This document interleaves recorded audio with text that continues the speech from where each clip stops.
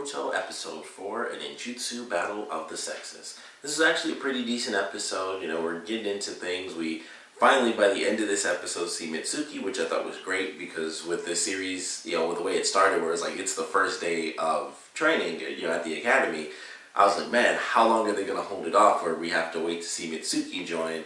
Because even him joining is like, that just means we're close to getting, the three-man squads. I'm like, even that, there's still a lot of extra stuff we already know about, so how long is this going to take? So I was happy to see that by the end of this episode, only being the fourth, we actually get to see Mitsuki kind of showing up. I don't know if the tease was that Boruto was the one that summoned it and it was just like this magical thing, or if it was just the fact that it was actually Mitsuki that helped him the whole time. I would assume it was Mitsuki. Before, if you guys haven't read any of the manga for Boruto, before the next episode, I would highly recommend checking out the Boruto Mitsuki one-shot. Really good, and it explains how he actually gets there. They might explain it in the actual episode, but it won't be as cool because they aren't going to do a full episode where it's just Mitsuki and we get to see that manga redone, because they just won't do that, because it would just literally be an episode only on Mitsuki. Maybe if this was like season 2, maybe. But for now, he'll join them, and I don't think they'll do like a full recap of the one-shot. But highly recommend you guys check it out. It'll explain where he comes from, why he ends up in the village, and stuff like that. So definitely recommend checking it out if you haven't read that one-shot yet. That started up, I think that was like the last special manga that was before the Boruto manga officially began. So highly recommend checking it out. But a lot of the kids got focus in this episode, which I thought was good. Chocho actually gets some focus in general in this, which I thought was nice. So Chocho got some focus. We see like 1 second of her actually using her abilities. Sadara gets some focus. Metal Lee's in there for a bit. Of course, Boruto, Shikadai, and Inojin are like, at this point, they're kind of like the main 3 characters because they hang out all the time. So, and I mentioned this in like the first episode, it'll be really weird when they get to the 3-man squads, and then Shikadai and Inojin are kind of like phased out a little bit because they won't be on those missions, and it's just like, man, it's weird how much we get to see them hang out, as where, like in the original Naruto series, it was like, yeah, they kind of hang out, but we only ever really saw that from flashbacks. It was always like, when Naruto was even younger than he was when the series started, they hung out all the time, but we don't really see that in the original series, and this is like, they're hanging out every freaking episode, and it's like, man, in like 5 episodes, they won't be talking that much because everyone's going to be on the 3-man squads and they'll all be split up again. So it's still an interesting thing to be like, they hang out so much, but that's all going away pretty soon. So the kids get a lot of focus. Even Denki gets some focus. He's like the hacker of the group because he's hacking into the door and stuff. I can't remember the other kid's name, but the oldest kid, he gets a cool little spot in the beginning of the rivalry where he uses like his chakra staff to do like a mud wall, which I actually thought was pretty cool. So that was a nice moment. Of course, he gets knocked out. Metal Lee has like a really epic moment where he catches like all the shuriken like it's nothing. And then of course he's like, I'll hold him off. And then he's like, oh crap, that means they'll be expecting me to hold him off. And of course he lost it. So Sadara takes him out. And I guess she's number 1 with shuriken. And so I guess they'll put Metal Lee at number 2 because he's pretty good with it from what we've seen as well. So he gets taken out. The girls end up chasing the boys down. Apparently something happened with all the booby traps, and like all the other boys just passed out or quit because it was literally down after Chocho knocked the wall down and took out the oldest kid. After that, all the nameless boys literally vanished. Like it was the same amount of boys and girls, and then it was just like everybody's dropped out, and I was like, really? It's down to just like five boys now, and it was just like the main characters. So I was like, okay. And it was kind of funny, I guess, because it was like they have 5 main boys, but they only have like 3 main girls in Sadara, Chocho, and the class rep, whose name they still don't say in this episode, so I still don't remember. I have to look it up. But they have the 3 of them as like main female characters, and then all the other girls were they had speaking roles, so it kind of balanced it out. But the girls outnumbered the boys, so they had to figure out what they were going to do as far as planning and stuff. And it was cool. It was honestly kind of cool to see some of the abilities. They focus on summoning jutsu. That's like their whole thing, is that's how the rivalry ultimately starts. In the beginning, we actually see Konohamaru use the summoning jutsu. It's kind of, once again, with the past couple episodes, there's little stuff here and there. It was like, hey, remember when they used to do this? Or remember when they actually had hand signs and they used their hands before they did stuff? Where it's, now it's just like, they say it. Like, Chidori is just like, boom, I got it. It used to be like a whole maneuver. It was like 5 different things. And it was the same for summoning jutsu, but they did the whole thing. They even have Boruto do it at the end. He's got the big scroll. Of course, that made me think of the first episode, because when Naruto had it for the shadow clone jutsu. But it was kind of cool that they focused a bit on summoning jutsu and they talked about it. And I would love to see more summoning jutsu. It would be really great. Based off of what I know from Boruto, like the movie and stuff, summoning jutsu isn't like his epic thing. I won't spoil it, I guess, if you don't know, but it's not summoning jutsu that's like his cool maneuver or whatever. And I would love to see that, because that was like one of the few abilities where I'm like, I wish we saw that like 18 times more than we did in the actual series, because there's only like 5 characters that really get summoning focus. Or I should really say 5 creatures. There are multiple characters, but it's like the same creature. So of course you have Jiraiya, Naruto, and Minato, and that's all frogs. You have Sasuke and Orochimaru for snakes, and then you have Tsunade and Sakura for the slug, and then Kakashi has the dogs, and they even reference it. Tamari had the weasel, which was, I'm sure the weasel has a name, but I really don't know what it is. So it's like you have a couple of different animals, but there are a bunch of different types. They talk about, lizards and frogs and spiders and stuff. I would actually like to see a summoned spider. That would look creepy, I'm sure, but tactically speaking, I think that's actually a really smart idea. When I was about to say Shikamaru, but Shikai mentioned it, I was like, that would actually be pretty smart to have like, a summoning spider. That would actually make a ton of sense. But I was like, man, I would love to see that actually play out in this series. And of course, they're young, so even if it does happen, we won't see it for like another 3 or 4 seasons anyway. So that's unfortunate. But it was cool to have a focus on something that not only is a cool ability that we get to see the hand signs and stuff, but it's also something that doesn't have a ton of focus in general. We don't see it that often. Like, if anything, Sai is the closest to summoning that we see, and that's not even summoning technically. I guess technically in a sense it is, but of course it's still just the Ninja Beast scroll. So he's like the closest person we see to using summons all the time, and that's not even technically what it is. But I thought it was cool that they focused on it, and like I said, we get to see Boruto possibly do like this crazy epic summon at the end, which I'm assuming does revolve around Mitsuki.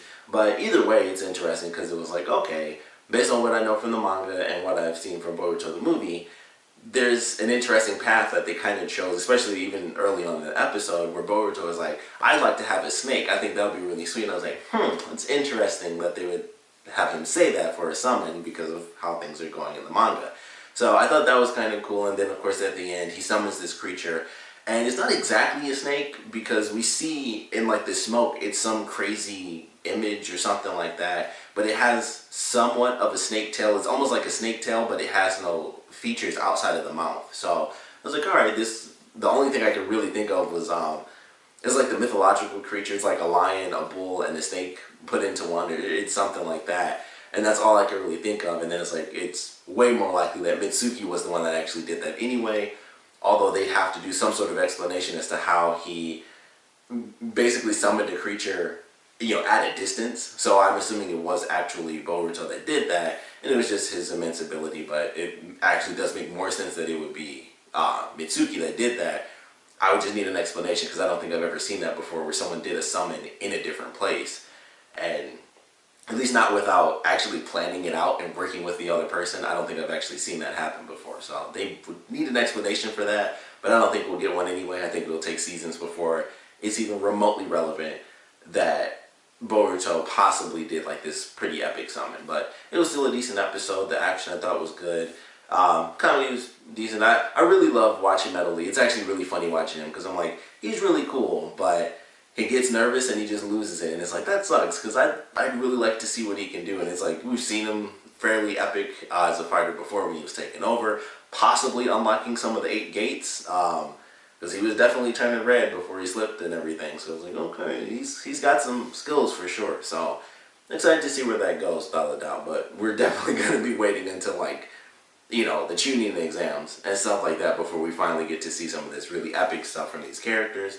But I think this was a decent episode. I like the focus on all the kids. We got to see everyone kind of pull off some cool move, and I actually appreciated that. It was like, okay, we got to see the oldest kid actually use his staff to create mud wall, which could kind of lead towards, depending on how powerful he is, he could have other techniques. But typically it's like, okay, you either have, you have like a specific elemental type of attack, and his thing seems to be earth-based, because we even see that when he fights Boruto, he turns it into like a hammer and he uses rock. So I'm like, okay, it focuses on how he has like earth elemental style, attacks. So I was like, that's kind of cool. Of course, Cho-Cho, she does her power like for 2.5 seconds, but I was like, all right, we already knew what she could do, but it was nice just to have her in the actual episode. Sada, they focus a little bit on her leadership skills and her shuriken abilities. Same with Metal Lee with his shuriken abilities. Boruto, is like, as much as he's not like his dad, he just tries and it works. But it was cool. We got to focus on all their abilities. I actually like the move that Boruto did to get to the rooftop where he does the shadow clones and all three of them jump out, and then one launches two of them up in the air, and then the second clone launches him up as well. And I was like, that's actually just a really smart technique. And that was the type of stuff that was introduced, or at least finally used, in like Naruto Shippuden, when Naruto finally realized, like, oh, actually to use shadow clones in midair, like when he fought Kakashi with Sakura, and he used a clone to pull himself over to dodge a shuriken. And it was like, okay, we're seeing that stuff kind of early on in this series. So I like the focus that they had on the kids' powers and, their tactical skills. And then, of course, the nice little tease at the end. Finally, Mitsuki is coming in there, so I'm excited for that. We got to see Konohamaru not only do a summoning jutsu in the beginning, but also a Rasengan, so that was pretty nice. I wish we got to see him summon a monkey. I think that would have been awesome, just to have where it's like, oh, just like the third, his grandfather, he summons a monkey just like him, but instead he summoned a frog, and it was like, okay, well, he kind of follows behind Naruto and Minato. I just thought it would have been cooler if he followed more behind his grandfather, because I think that would have been cool. Plus, that's literally the only monkey we've ever seen in the show, at least that I can recall, outside of fillers. That's like the only monkey that we've seen like actually summoned. So I'm like, it would have been sweet to see like a new monkey get summoned in the series. I just would have liked that. But still a fun episode, of course. We'd love to know what you guys thought about it. So please comment below. Let me know your favorite parts, least favorite parts. And I definitely want to know where you guys think things are headed now that Mitsuki is finally being introduced into the series. I'm excited for it because it does mean that they aren't going to take forever. With him joining, I assume, especially with this being, a Japanese series, I don't exactly know how they do amounts of episodes per season and stuff like that. It's typically fairly long based off of all the DVD sets that I own of Naruto. So we'll probably get around, 20 or so episodes. But it does make me happy that maybe with them introducing Mitsuki so early on, this won't take as long as we thought. It might be this full first season, but maybe they'll actually be getting into some stuff fairly soon. By the end of this season, I think we might actually be getting into what they're doing in the manga, which may be unfortunate because that's a monthly manga, which I didn't realize until I started the series. I always just, it's Boruto based off of Naruto. I instantly assumed it had to be a weekly series. But that is definitely not the case. I'm like, okay, well, they're going to, of course, pad it out. I don't know how far they're going to go with it. I'm getting a little bit further into the manga. I'm still only in like chapter 3, but I realize there's already some expansive stuff where it's like, okay, the Chunin exams are definitely expanded upon compared to Boruto the movie, where it was like, here are the 3 main characters, everyone else is irrelevant. So maybe we'll get to see a lot of that happen in the series, which I'm sure we will, because they're going to want to pad this out beyond belief. But considering they actually introduced Mitsuki so early on, maybe we won't have to wait forever for them to get to the Chunin exams, and then we get some other fillers. It's like, all right, not only is this filler leading up to what we've already seen, but eventually we'll be past that and we'll get other fillers kind of in between, which won't be as painful, I guess, because also they'll have more powers, because at this point the kids are just young and they have the same abilities, and I'm kind of waiting for them to like move beyond having the same powers as their parents, where it's like, okay, shadow clones, or, well, Shikada, he can't really go beyond his actual family's jutsu, so him I get. Inojin is at least a little bit unique just because of the colors, but it's still the same thing. But, he summons different things and stuff like that, which is also a really funny sequence when he summoned the frog. And it's like an iguana, or, yeah, I think it was an iguana. I forgot exactly what it was. A chameleon. I think it was a chameleon. It was just funny because the sound effect, it was just like, and the girls were just like freaking out. For some reason that made me laugh a lot. But I'm excited to see them kind of speed things up a bit just so the kids have more powers. And it's not just like their basic abilities, which are the same abilities their parents have, but not as good. Because it's like, it's still fun to watch.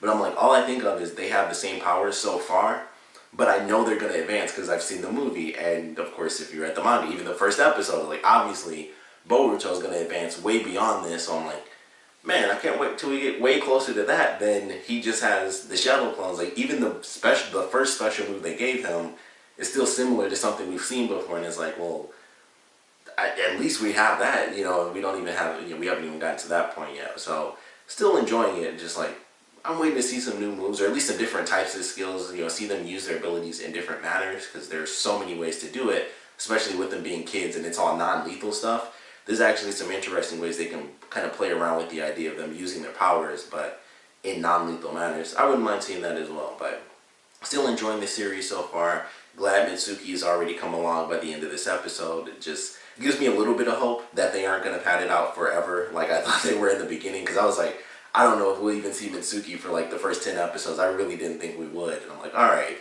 They cut it down by even, you know, more than half introducing his character, so I was super happy about that. But we'll see how his introduction goes with the rest of the characters. I can't wait to see how he's just instantaneously put into the academy, so I'm excited to see how that's supposed to play out. But like I said, would love to know what you guys thought about this episode, and definitely want to know where you guys think things are headed, or what you hope to see now that Mitsuki has officially been introduced into this series. So please put your comments down in the comment section below, and of course, thanks for watching.